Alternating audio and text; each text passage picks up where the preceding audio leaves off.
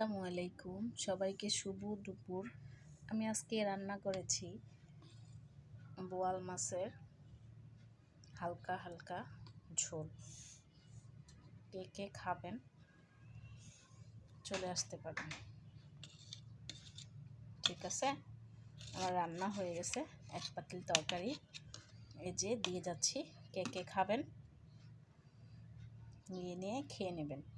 এক পাতিল না, আজকে 2 পাতিল তরকারি আপনাদেরকে দিয়ে যাব। ঠিক আছে, যেটা হচ্ছে মাছ ঝোল, বোয়াল মাছের ঝোল, সাথে ধনিয়া পাতা দিয়েছি। ঠিক আছে, সাথে ধনিয়া পাতা আছে। যার যেভাবে যতটুকু খাওয়ার নিয়ে খেয়ে নেবে।